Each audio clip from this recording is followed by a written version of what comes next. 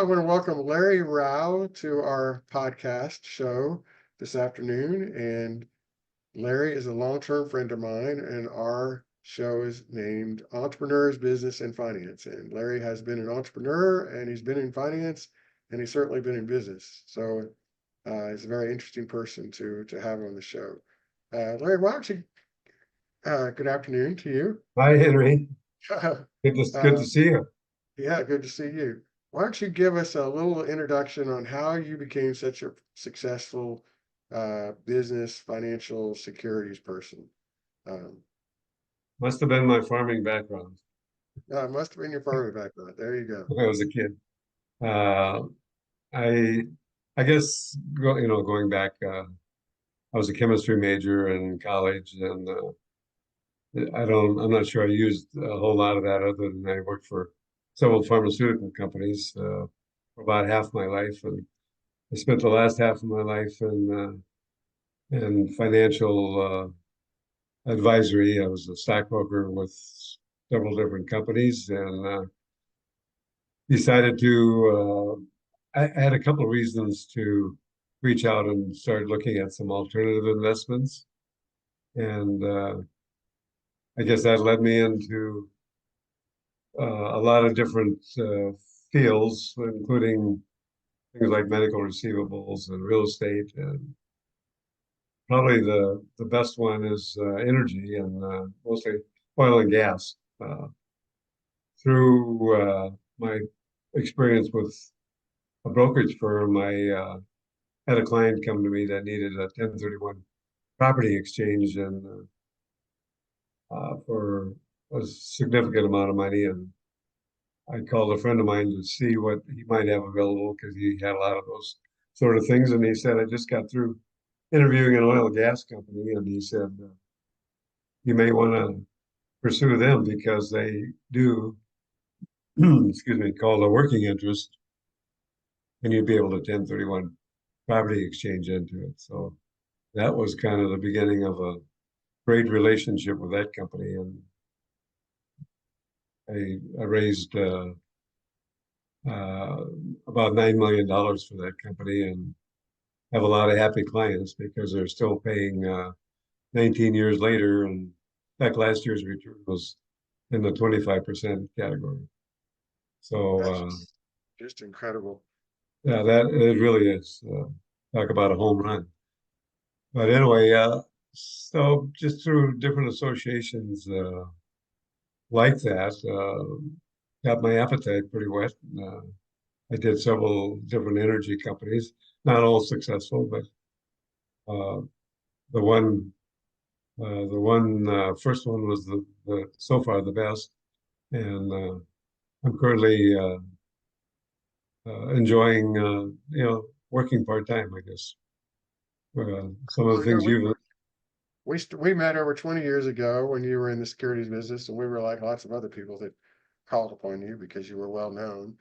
And more recently, I would call you semi-retired because you're always so active. I know you bought some minerals from one of my companies, and you've had some other folks that you brought to the table to buy, including your grandson. And these are mineral properties, which is just another sector of the oil and gas business.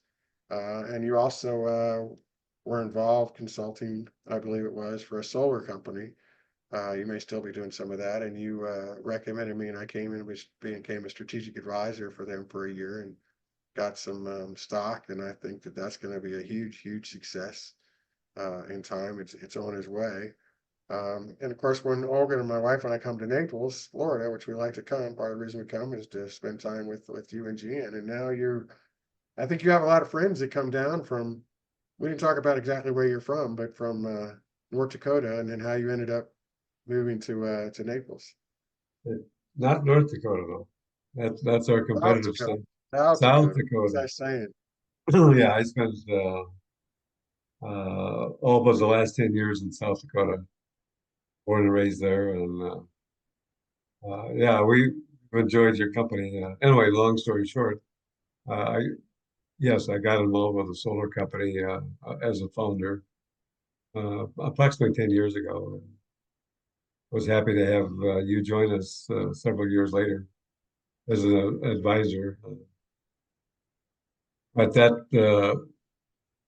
a good friend of mine talked me into coming to Naples uh, one winter. I had been going to Phoenix and Palm Springs and Tucson and a few other places, and came down and fell in love with Naples. Found a great church and a lot of great people. And, yeah, there I have a lot of family that comes down every winter to see us. In fact, we got my daughter and her family, extended family. 9 of us are going to be enjoying a little warm weather in February. So We know it's a beautiful place, and we've talked about going out boating and fishing together. We haven't done that yet, but I know you like to go boating and fishing, and uh, you've I guess you did some of that, on the lake when you had your lake house. yeah, I did Um, a lot of it there, but not the same type. right. Now I ran into a good friend that became a good friend, I should say, a fishing captain that takes us out shark fishing. And of course, along with that, we catch a lot of other species. But recently, I caught a 40-pound grouper, or I mean, cobia, which was phenomenal eating. We've caught 8, 9, 10-foot sharks, sawfish, groupers. So I go out maybe 2, 3 times a year and enjoy that. So one of my pastimes. Yeah, yeah, and I think you and Jan often go walking on the beach, which of course one of the benefits of living so close to the water Yep, there. keeps us Not at healthy. all. Yeah, it keeps you healthy as well. Um, well, we look forward to our next visit, and really enjoyed you coming on our show. And I know that you are a wonderful American story of a self-made entrepreneur and uh, built this great family and still keeping busy.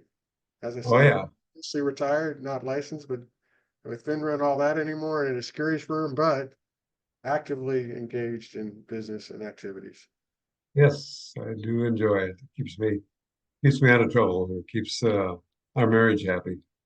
Which, by the way, just in January it'll be 58 years. So Isn't that something? That's why there's she put great up she grandkids. put up with a lot. Well, thank you very much, Larry. And Thanks, we'll talk. Henry. Larry Rau. Thank you very much. Yep, thank you. Bye bye.